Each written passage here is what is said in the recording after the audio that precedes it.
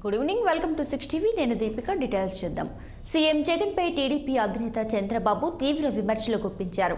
4.5 ఏళ్లలో ఒక్క రూపాయన్నా ఇచ్చారా అంటూ ప్రజలను ప్రశ్నించారు. జగన్ పాలనలో అన్ని వర్గాలు నష్టపోయాయన్నారు. ఇక జనాభాలో 50% బీసీలు ఉన్నారని, ఏ కార్యక్రమాన్నైనా విజయవంతం చేసేది బీసీలేనన్నారు. జయహో బీసీ కోసం 40 రోజుల ప్రణాళిక రూపొందించామని, పేదల ఆర్థికంగా చితికిపోయే పరిస్థితి వచ్చిందంటూ చంద్రబాబు తెలియజేశారు.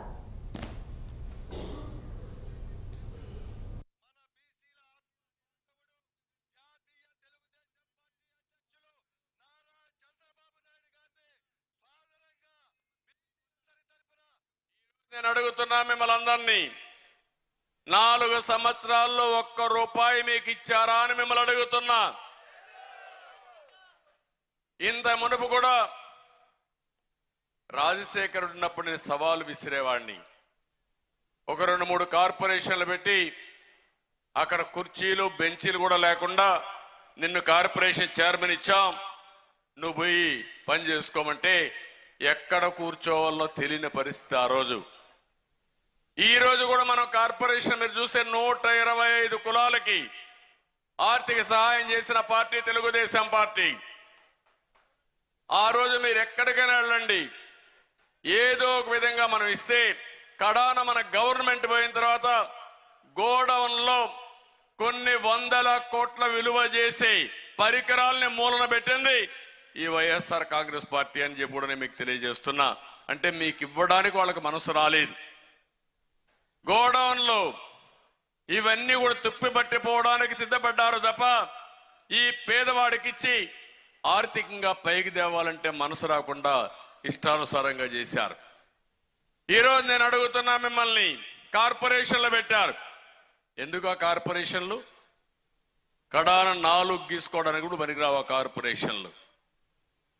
ఒక్క రూపాయి ఖర్చు పెట్టారా అని మిమ్మల్ని అడుగుతున్నా. ఎక్కడన్నా ఒక్క రూపాయి ఖర్చు పెట్టారా?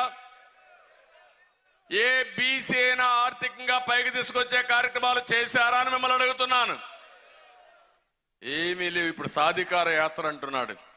దేనికోసం సాధికార యాత్ర నాకైతే అర్థం కాదు. ఈరోజు మీరు ఒకసారి చూస్తే నేను అడుగుతున్నా ఈ ముఖ్యమంత్రిని, తెలుగుదేశం పార్టీ హయాంలో 1000 కోట్ల రూపాయలు ఆదరణ ద్వారా అనేక పనిముట్లు ఇప్పించాం, పూర్తిగా రద్దు చేశారు. దీనికి సమాధానం చెప్పమంటున్నాను. కార్పొరేషన్ ద్వారా దగ్గర సప్లాన్ మొత్తం ఖర్చు పెడితే 3500 కోట్ల రూపాయలు మనం ఖర్చు పెట్టాం. ఈరోజు సప్లాన్ ఇచ్చాం, 37,000 కోట్ల రూపాయలు మనం ఖర్చు పెట్టాం. మీరు ఈరోజు చెప్పింది ఏమని? సంవత్సరానికి 15,000, 5 సంవత్సరాల్లో 75,000, 75,000 కోట్ల రూపాయలు కేటాయిస్తామని చెప్పి ఒక్క రూపాయి ఇచ్చారా నేను అడుగుతున్నా.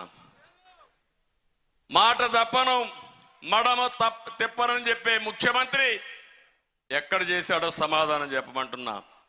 పెళ్లి కారుకు మనం 35,000 ఇచ్చాం, మేము 50,000 ఇస్తామన్నారు.